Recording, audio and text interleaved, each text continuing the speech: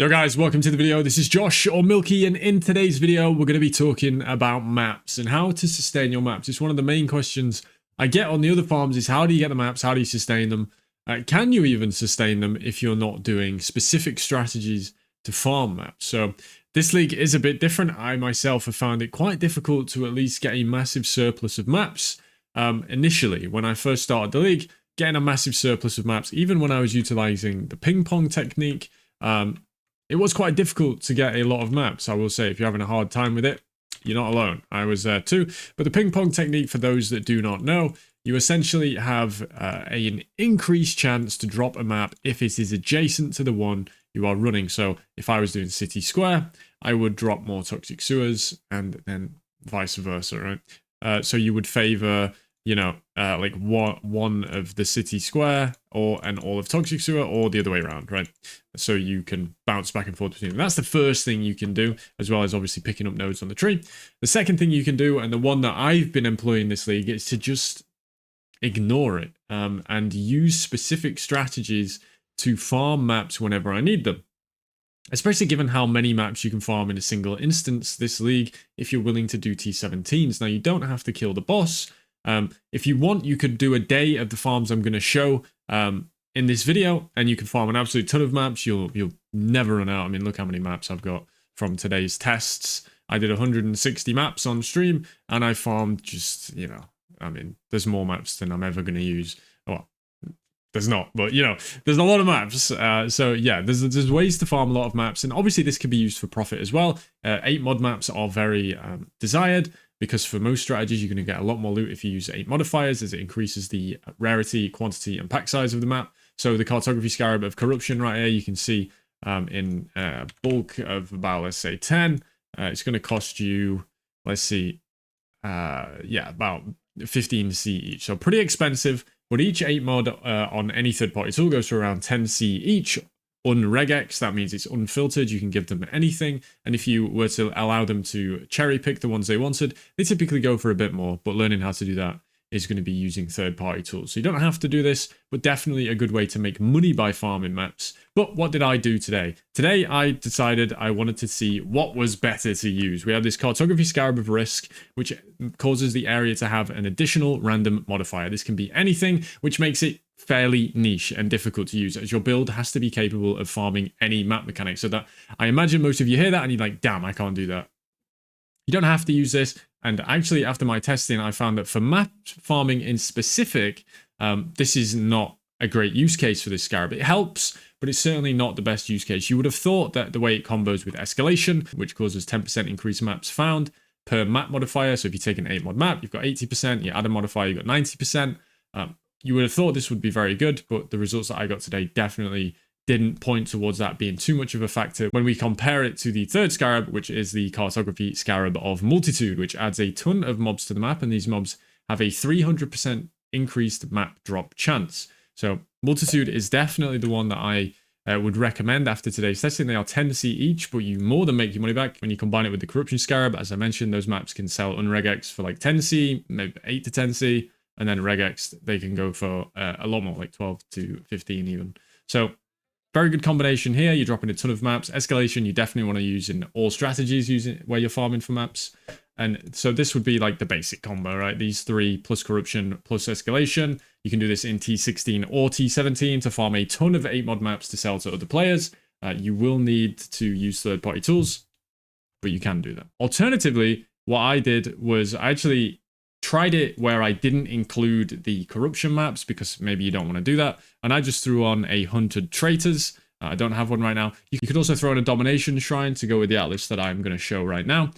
We went with full map effects, as you could expect, to get as much quant, rarity, pack size, all that stuff. Scarab drops, shrines, altars, delirium. We can want as much juice on this map as possible, since we're not adding that many mobs with other mechanics, just the shrines and the deli. So I'm going to do a map showcase of exactly how this went for me. This one, of course, is not using the risk scarab, so anyone can do this to farm a bunch of maps. Let me just grab a, let's go with the dunes and domination. So there we go. You do want to run these 8 mods as usual. So you will start to self-sustain your own 8 mod maps. You more than over-sustain. I'll show that when we go into the results. But these maps are very, very quick. These maps took me maybe 2 or 3 minutes on average. You can see how many maps we've dropped already. We've already dropped 3. We've been in here for a couple of seconds. You drop tons, and you see all the gold dropping on the floor as well. Now, it is important. I am using a gold flask, and the reason for that is I noticed just how much gold this map was dropping. So I thought, well, I might as well. I have the room. I can throw in a little gold flask and get more. And ended up averaging about 27,000 gold a map running this exact strategy. So very, very good.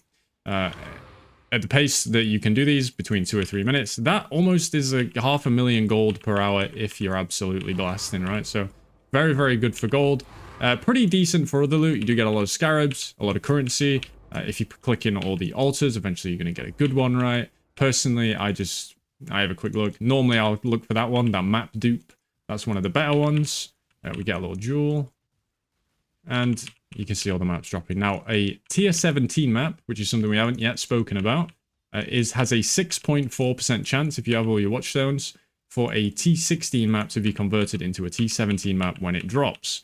And then within that map, it is then lower after that, as diminishing returns after the first map drop. So my basic test was to see just how many T17s I could farm in any given amount of time, as they are very, very expensive. They're about 100C per fortress map if you have them in any amount more than 5. So very, very good way to make some money. And we absolutely did, even without going for the corruption scarab on the map, if you're someone that doesn't want to sell corrupted maps. And that was it. Very quick, very fast map. You can see just how many maps we ended up pulling from this. 1, 2, 3, 4, 5, 6, 7, 8, 9, 10, 11, 12. 12 maps. Obviously, only, six of these were our favorites, so half were our favorites. You could, of course, go for singular focus if you want, or if you're trying to get mappers for your mapping devices in your town, this is a great way to do it as well. But after doing that, let's look at T17. So I will show for the purpose of the video what a T17 looks like. I haven't rolled this perfectly. If you were doing this, you would want to go for a higher, more maps count. You can see on it, it says more maps there, plus 50%. You would want to go for as high as possible on that. But I'll show an example of a map. So I'm going to do it with the conversion scarab. You, of course, could do it with corruption. You could do the blight thing. Either works. Any of these work. You're going to get an absolute ton of maps, as you'll see. I'm not going to show the entire map, as we've already done one for the video, and I don't want it to drag on too much. But I will show a little bit at the beginning, and then we'll cut to the end and show you just how many maps I have in my inventory. For this, do know that you don't have to kill the boss. If your character can come in and do these maps without killing the boss, that is absolutely fine. You're gonna more than make your cost of the map back. Now, this is interesting, right? So if this scarab itself has a role, and what that role is whether or not it is going to be an elder map, a shaper map, or a synthesis map. And I've rolled high on this one. I got all synthesis maps. So every map I drop in this map that gets converted to one of those influence maps is going to be a synthesis map. So you can see what's going on here. Dropped 5 synthesis maps already. You can see just how crazy this can get. This can happen to Conqueror maps, Elder maps, Shaper maps. You can get a ton. So obviously T17s are difficult, but you don't have to kill the boss if you can't. And also you can roll it to be runnable for yourself. As long as you've got that more map modifier on it, this is going to be an absolutely huge source of maps. So I'm going to finish this map.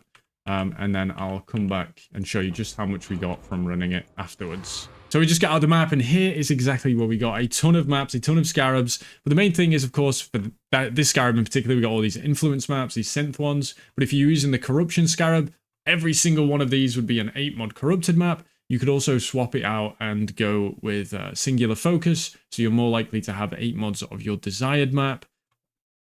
There's many different ways you can do this. I'm just trying to show you some examples. So let's look at my results when I did the big farm I did today. I won't waste your time with watching me do that. But essentially, I did lots of different combinations of scarabs. I went with 3 risk scarabs. I went with 1 multitude and 2 risk, 2 multitudes and 1 risk, and then 3 multitudes. So you can see I did each one of them. I did them all for 40 maps.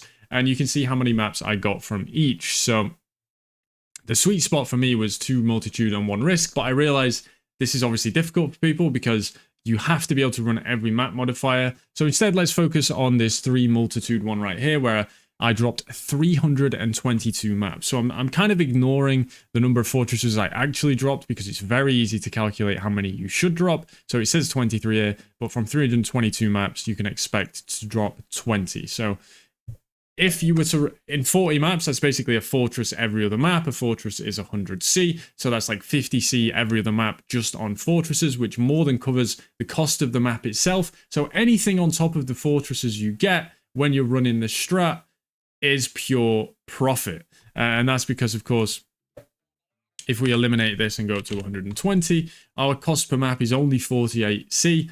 As I said, fortresses about 100C in any reasonable amount of bulk. As I said, more than 5, you're probably going to be able to get 100C for them. So the fortress itself covers the cost of the map and then some. And then everything you drop on top of that is going to be profit. It also farms an absolute ton of gold. I ended up averaging, as I said, 27,000. And the maps really aren't that long, like 2 minutes. I think 40 maps took me shy of 2 hours, maybe like an hour 40. So a very, very fast strat to farm these T17s that people are absolutely craving.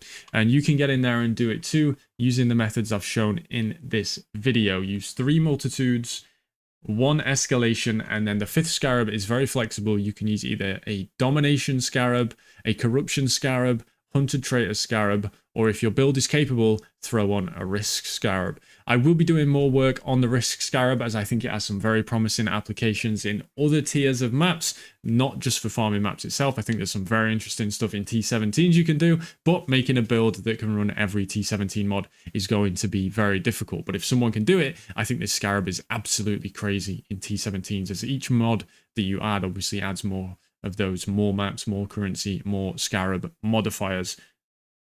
Very interesting stuff. I hope this answered some of your questions about sustaining maps in this league. If not, feel free to ask in the comments. I'm sure me or one member of the community will be helpful and answer your question. I'm not really going to go over all this nonsense because it's nice to say that we made this much profit, but there's so much that goes into this, like the 8 mods and bulk fortresses, and it wasn't really the focus. The focus today was not necessarily on how much profit we can make farming maps, although there is a lot of profit to be made.